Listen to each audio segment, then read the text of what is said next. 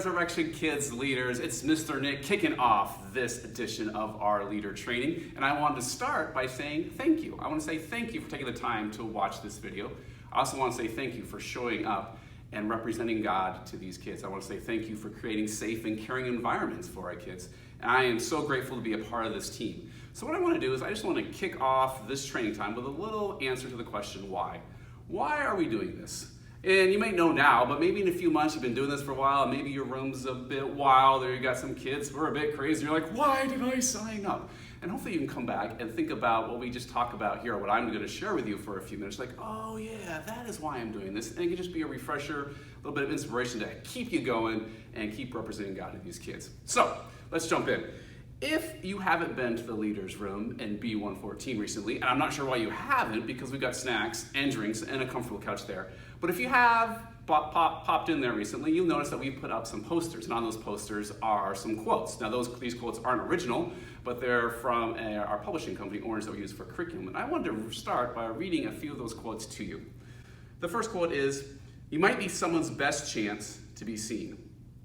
Second, "Believe in someone's potential to live a remarkable story." And third, "Stop and look around. There's someone who needs you to see them." So these three quotes kind of hint to what we want to focus on for this upcoming school year. And these quotes aren't our own, they're not original. They come from Atlanta, Georgia, and their Orange Company and Reggie Joyner and some great thought leaders who are trying to help us succeed. And the theme they want us to think about, and themes we want to focus on for this school year, is called It's Personal. Right? And we want to think about how we can be personal in our ministry. And I'm convinced now more than ever that every day that this theme becomes more important, that we need to be personal in our relationship and in our ministry and how we work with kids and caregivers and grown-ups and the other leaders in our room. So, before I get into talking a little bit about what's personal, I want to say this. I believe that what we teach in our rooms is super important, like the faith words, the themes, the songs with emotions, the bottom lines, those are all super important. But what I also think is equally important is building those relationships and becoming this personal ministry. And let me tell you why. Let me just give you a few names. Mrs. Collins, Mr. and Mrs. Waite, Mr. Frazier, Mr. and Mrs. Blanchard. You're like, who are these people? These are actually leaders from my time in church as a youth. I can't really tell you much about what they taught me, but I can tell you, I still remember their names. I can still remember what they look like. I still know about them. And here's what I do remember. I remember that they showed up. And I remember that they cared for me and that they greatly influenced who I am today. And probably one of the reasons why I'm here today is because of these people. And that's what I hope for all of our leaders here, is that they are being personal leaders, that they are showing up for our kids and showing them that it's personal. All right, so what does it mean to be personal? So we've got 5 questions that, according to our friends at Orange, have said that kids are asking of us. Now, granted, maybe a 2-year-old or a 3-year-old isn't asking these questions yet, but these are things they're wanting to know internally, subtly, that these are things that they want to know that we know the answers to. All right, so here we go, real quick, these 5 questions. Number 1, do you know my name? Can you call kids by name before they get their sticker on? Do you see them walking down the hallway and can you say hi to them and call them by name? Can you talk to a kid and call kids by names even when they're not in trouble? How about that one, huh? All right. Can you imagine how a kid feels when they pull up into this parking lot and they walk in this huge building, and then as they walk in, they are called by name by leaders, all right? Calling them by name. Do you know my name? All right, quick. Now on to number 2. Do you know what matters to me? Kids want to know that you are interested in what's interesting to them. So I just want to read this quote from Orange. It said, "When kids know that you are interested in them, they will take an interest in what you are interested in. And what appears to them and what you're interested in is Jesus," right? So when you are interested in what they're interested in, they are going to, on the flip side, be interested in what you have to share. And that, of course, is the bottom line. It's the faith words, all those great things. All right, question number 3. Do you know where I live? All right, I'm not talking literally, do you know their addresses, all right? But I want you to know, do you know what it's like to walk in their shoes? Do you know what's been going on in their lives? I am convinced now more than ever that kids have a lot of stuff going on in their lives, right? And do you know what's going on in their lives? Now, maybe with younger kids, you can't really find that out, but you can, maybe pick up and check in. You can hear from the grown-ups about what's going on in their lives, but do you know where they live? Do you know what's going on in their lives? All right, number 4, do you know what I've done? And basically this is what this means, is that kids want to know that you love and care for them unconditionally. Because like everyone else, they're going to mess up. It could be in their room, it could be somewhere else. But to know that you have offered them forgiveness, that you love them unconditionally no matter what. And really that is what Jesus did for us, right? Okay, number 4. Do you know what I can do? And once again, I will read this from Orange, right? It said, they say, kids need someone in their life who believes in God and believes in them. Someone who believes in God and also believes in them. Imagine our community and all our kids that come to this place knowing that there are people that believe in them who also believe in God. Just imagine what those transformation would be. All right, so those are 5 questions to consider this school year as we think about how we can be more personal. And just one final thought would be, when we think about Jesus, when we think about Jesus' ministry and how personal Jesus was, our friends at Orange lift up the story of Jesus and Zacchaeus. You all know the story of Zacchaeus, right? It's a classic kid's story. We got the little guy, there's a parade, the little Zacchaeus can't see Jesus, so he climbs up in a tree to see Jesus. And then Jesus stops, says hi, and they go and have a meal, and Zacchaeus is changed forever. So I'd encourage you maybe to read that story again. It's in Luke, I believe, and just read it through the lenses of these 5 questions we just asked. All right, final thing. So I want to encourage you to be personal. Here are just 3 real practical ways that you can be personal. And I know your individual program directors will have great ideas too, but here are 3 just general ideas. Number 1, be here consistently unless you are sick or out of town. Right? I just listed off all these things, and you really can't answer these questions, right, unless you get to know the kids. And you can't get to know the kids unless you're here consistently. So I just encourage you to be here consistently unless you're sick or out of town. Think about serving at least twice a month, maybe even more, so you can get to be on that personal level. All right, number 2, listen more than you speak. Listen more than you speak. You're going to hear some of that in some of our breakouts coming up, but imagine when you're getting to hear the kids talk. Even the 2 and 3-year-olds have amazing things to say, and that you just listen more than you speak, and you'll find out a whole bunch of things about kids. And number 3, pay attention, all right? When a kid walks in, do they have the letter F or the letter B on their name tag? Do you even know what that means? Maybe you should find out, because then if you pay attention, those will be ways for you to connect with kids. Does a kid always wear a sports jersey? Is a kid always grabbing the blue crayon when wanting to color? They always have Disney shirts on, or whatever that might be. So be paying attention to those things and connect with your kid that way. All right, the curriculum we teach is really important. We've got amazing lessons coming up this school year, but also being personal and connecting with kids and their caregivers is just as important. So I encourage you this year to be personal. All right, now it is time to check out some of our breakouts. You're going to look down in the description of this video, and you're going to find the breakout that is applicable to you. So if you're volunteering in the nursery, click on the nursery. If you're volunteering in elementary, early childhood, you know the drill. Thanks so much for serving, and I'll see you around.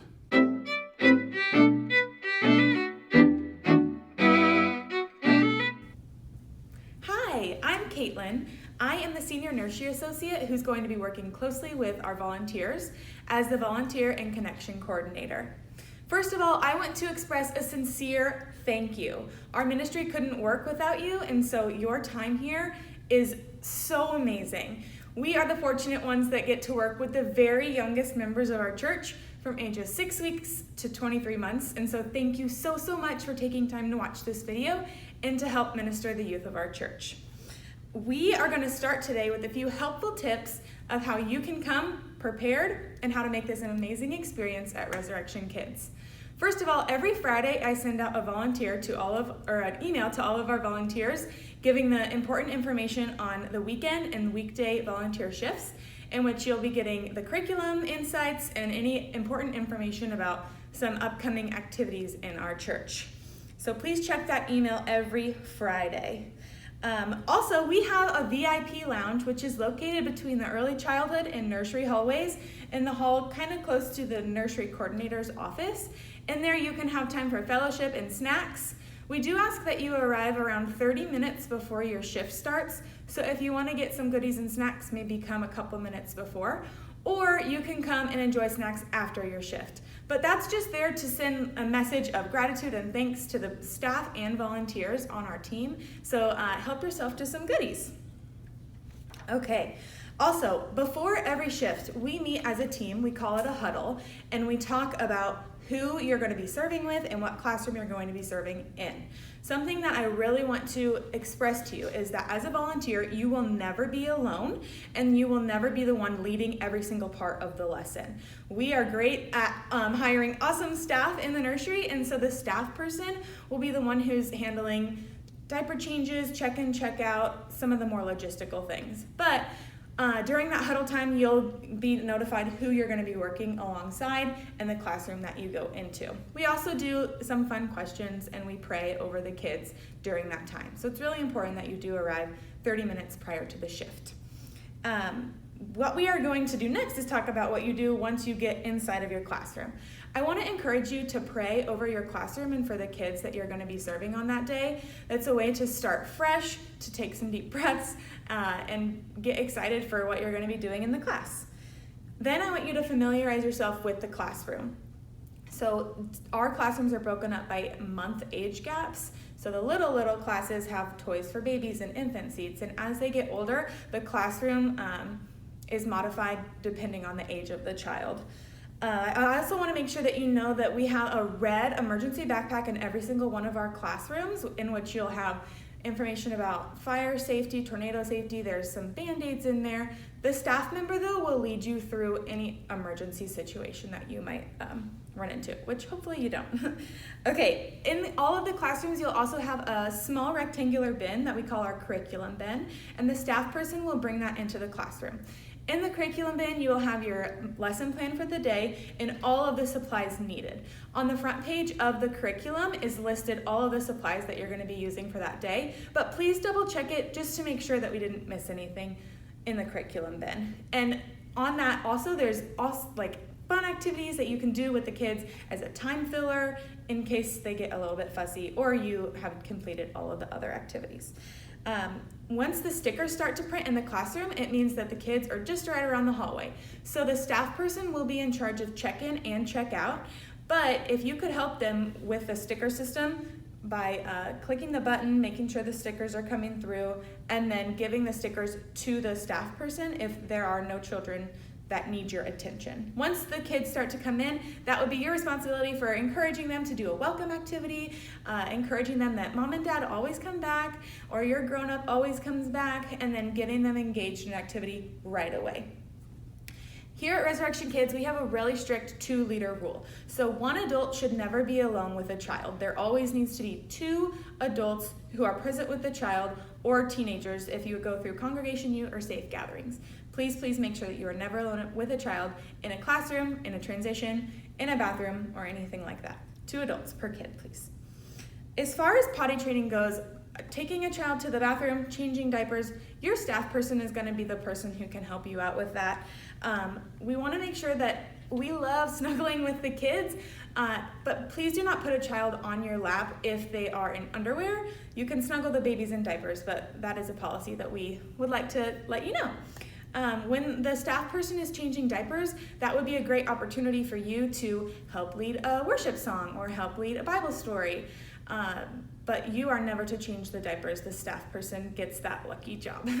Also, if you could maybe help with getting diapers out of the diaper bag, the staff person can hopefully be asking you how you can help during that time. I just wanted to give you a huge note of thank you so much as we're encouraging people to come volunteer in our ministry. Please reach out to me if you have any questions. You have my email address. Bring your friends to volunteer. Bring your family to volunteer. This is a family-friendly place, and we are so happy that you are here. Thanks, and I'll see you soon.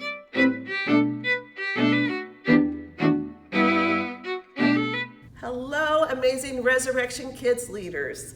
I am so excited that you said yes to being a leader. My name is Amy, and I'm here today for the early childhood training. And today we're going to talk about what it takes to make an amazing Resurrection Kids team.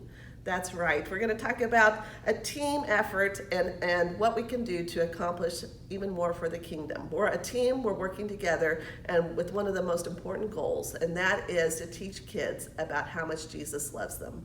So let's embark and talk about what that means to be an amazing team. One way that we can be an amazing team is to prepare. That's right. You prepare when you read that email I sent you on Fridays. It has important information in it, and it also has the lesson plan that you should read over so you know what's happening when the kids walk through that door.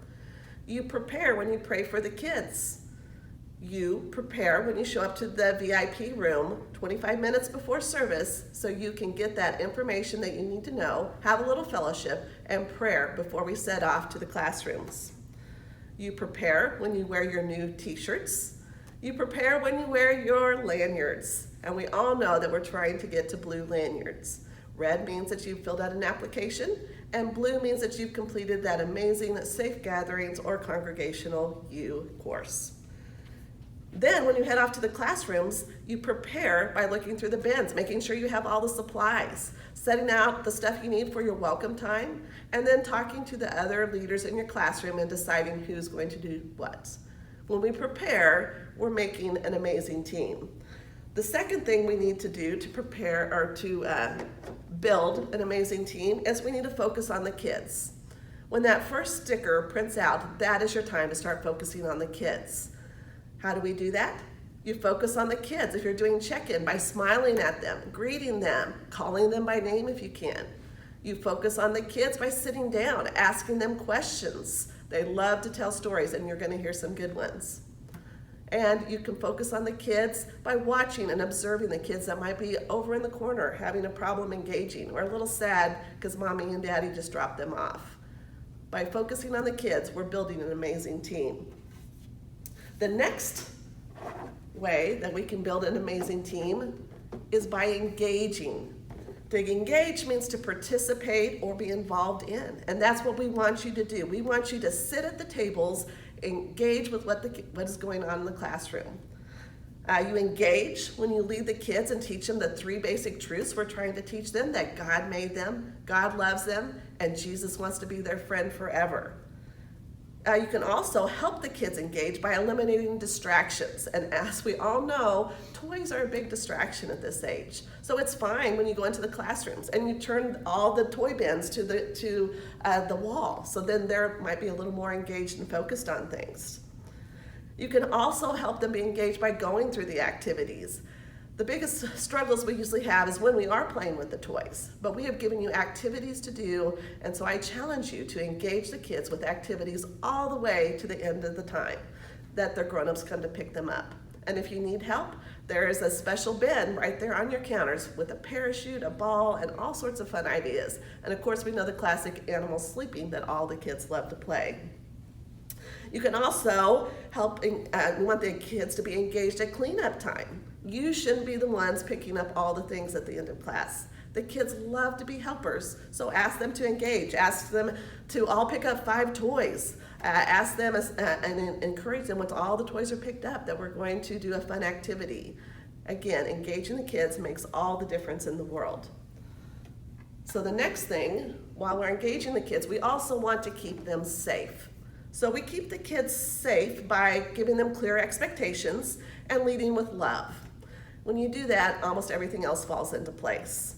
We also keep the kids safe by remembering the 2 leader rule. There has to be 2 people in the classroom at all time. We keep them safe by remembering the bathroom policies, that you should not be in the bathroom with kids unless you are a staff member. We keep the kids safe by counting the kids. For those of you transitioning back and forth to Treehouse Park, count your kids when you leave, count your kids when you get there. You never know when a kid might want to go be friendly and visit another class. So make sure you're keeping them safe by counting the kids. And then you can also remind the kids, keep the kids safe by reminding them of the Kids 5 that we have going, where they're using their walking feet. They're listening mouths, they're listening ears and talking mouths. We want to make sure quiet voices, especially the walking feet is a big one because we don't want the kids running in the classrooms or down the hallways. That's when people can get hurt. So keeping the kids safe builds an amazing team. The next thing I want to talk about is communicate. So when we communicate, that helps us build an amazing team. You communicate when you tell us you're going to be gone, so we can make sure we have enough leaders in the classroom to keep it safe for the kids. You can communicate with your grown-ups when they pick up the kids. Let them know what we did that day and help the conversation continue all the way to home. You can communicate by inviting others to come and lead with you. How fun is that, to bring leaders in so you can have fun with the leader and also with the kids? You communicate by sharing ideas. You're the ones in the classroom. So if you have ideas or concerns or questions, we want you to communicate to us and let us know those things. And also we want you to remember by communicating that you're never alone in the classroom. Somebody is always nearby, and all you need to do is get on your walkie-talkie, step out on the hallway, and someone will be there to help you out.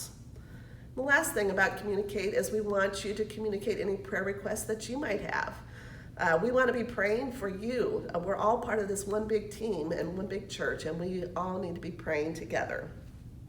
So when we communicate, we make a really amazing team. The next thing is something that we've already talked about. We make amazing team when we make it personal.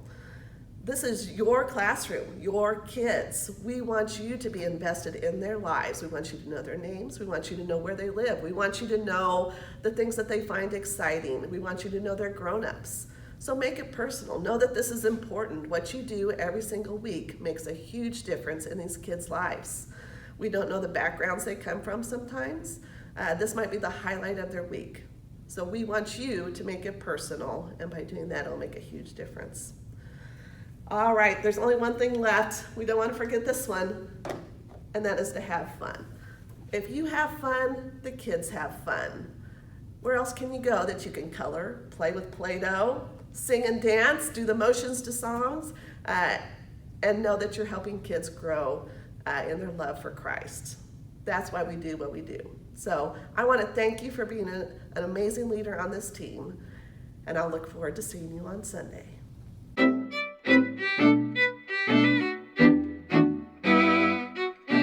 Hey everybody, welcome to elementary training, and I am Mr. Mike, and so glad you are going to be a part of this. So first off, I wanted to let you know I am a Chiefs fan by no doubt, but I am a Chiefs fan secondly only to this, and that is I am a Resurrection Kids leader, as are you. So welcome, and we're going to have a great time this year in training. So let me ask you a question. This is a question I'd just like you to think about, if you would, just for a couple minutes.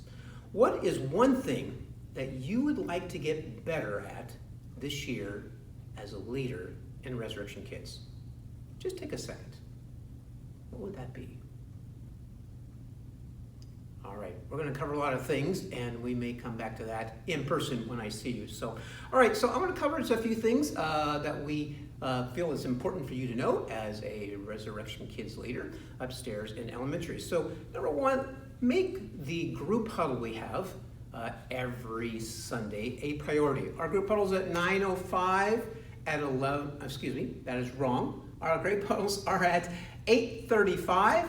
and at 10:35 and at 4:35.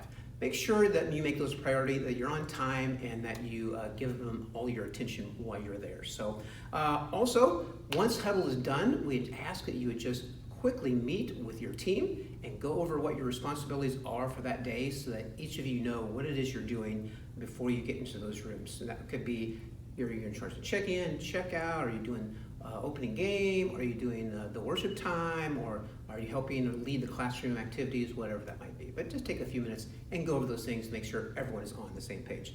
And then also during checkout and check-in and check-out, make sure when those parents and those kiddos come in that you greet them with a great big smile and just some conversation just to connect with them, especially when they're checking out.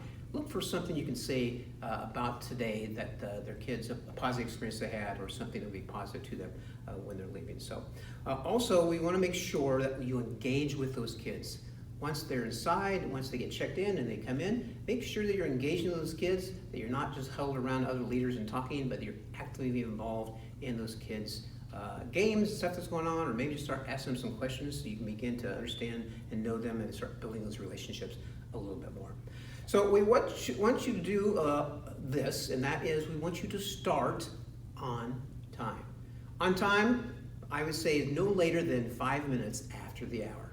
So make sure you start on time so you can get through all the activities and all the things we have planned for you that particular day. And if you're not leading that particular activity, if you're not, for example, you're not doing the opening game, or opening activity, make sure that you're engaging with those kids, sitting with them, and making sure the kids are engaged also. But if you have responsibilities that are coming up, make sure you prep those responsibilities so that you're ready to go as soon as it's your turn to begin to lead. So then some things that I feel is important that you must know. I say must, and emphasize must know. And that is, leaders should have a red lanyard, which means you have done the background check. It's a minimal thing, a red lanyard. And your goal is to go and get a blue lanyard, which means you've taken safe gatherings or the congregational U training. And then also, there must be at least 2 of you in the room at all times. That means if there's not 2, you can't open that room and start accepting kids in, because there has to be 2. You can't let one of the leaders, you can't take off and take a kid to the restroom if that leaves just one leader in that room.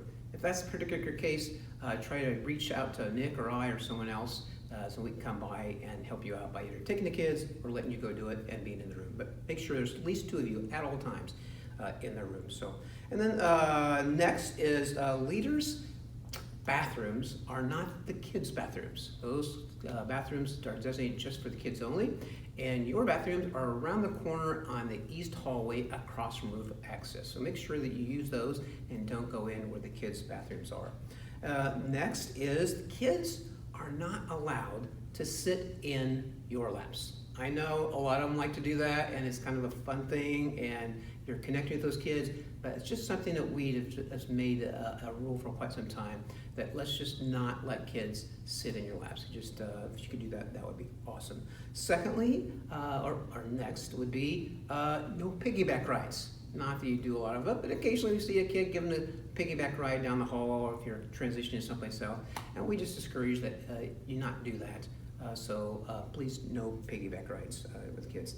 And then also your cell phones. I know we live in a cell phone world. I got mine right here.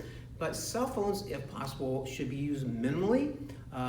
Basically, if you're needing to emergency case, reach out, contact Nick or I or whatever, or something comes in that's an emergency you need to take, we understand that. Or if you need to use it as a resource, do something like that, a song, something like that. But just being on your phone, we really ask that you not do that, and just put your phones away if you could while you're there, because it's really there to invest and give your attention to those kids. So if you could do that, that would be great. Then, as we all know, there are times when you're in that room that there are behavior issues that come up with kids. It just happens, and we all know that. So if that happens, you have a kid who's acting out in some way, what I'd like you to do is to do this. Start asking them some questions to find out a little bit, maybe why that behavior is come to light. Why is it, what's happening? Maybe they had a bad morning. Maybe someone did something to them, said something to them, poked them, whatever. Just ask them questions to figure out what it is, what's causing that behavior to happen. And then next, try to redirect them if possible in that situation, get them distracted doing someplace else, or move. Maybe you have some kids that are just not probably the best kids to have next to each other, so maybe you may have to move one over to someplace else and separate them out a little bit so you can keep control of the situation. Whatever it might be, and we can give you, there will be tips for things you can do in those situations as well, but do your best to try to hand that. And then of course also making sure that when you do talk to them, that you try to use positive, encouraging words to them. Look for those moments when they are doing things well and just praise them for that and point those things out for them. And that should help. If for some reason things aren't going well, you've tried and tried and tried, last thing we'd have you do is just let them know that if things don't improve, that you're going to contact Mr. Mike, and he will come to the room and have a talk with them. And at that point, you can contact me either through the GroupMe app or through the radio or whatever, and I will come down to your room and grab the kiddo and just kind of address some things about what's going on. So if you could do that, that would be super cool. All right, some final thoughts were there already. That is, if you are running late or you think you are not going to be able to help us out on a given Sunday that you have been assigned to, if you could put that in the group chat as soon as possible. For example, if you find out on Tuesday I'm not going to be able to be there on Sunday, let us know on Tuesday. gives us time to be able to cover that spot by Sunday. I know sometimes you don't know maybe until right before on Sunday night or Saturday night, but if you can, the sooner you can let us know and drop that in the group app. That lets us know, lets the other leaders know kind of what's going on and what to expect. Another thing would be is to, when you leave your check-in room, the check-in spot, and your classroom, when you leave after your hour of being a leader, if you can leave that spot the way you found it, nice and neat and clean, everything the way it is, for the next group that's coming in, group of leaders are coming in, so they have it just the way, they find it just the way you found it when you came in that morning, that would be awesome. So another thing that we are instituting this year, I think that you'll like, is that there will be a classroom tip poster in each of your rooms. And on that poster will be just a daily tip for that particular day, that particular weekend. So this is an example of what it'll look like, and it'll be in a strategic place in your room. This classroom tip, smile. I know, really hard sometimes for people to smile, but if you can smile, it really does make a difference. Makes a kid who's maybe having not a very good day or having some anxiety when they're coming in, can really change and turn them around. So smile, right? That is your tip for today. So those will be in the classrooms. I'll have a different tip up there each week for you when you come in. So make sure you take a look at the classroom tip for the day. So, well, let me just close by saying this, and that is, you guys are the most amazing leaders ever. I mean, ever. I talk about you guys inside the walls of this church, how awesome you are. I talk about you guys outside the walls of this church. I would put you up against any leaders, any place, anytime. Thank you so much for doing what you do, how you invest in these kids and speak into their lives and shape them each and every Sunday that you come in and these kids come through these walls. You are amazing. We couldn't do this without you. So here's what I do. Here's to a great year. Cheers.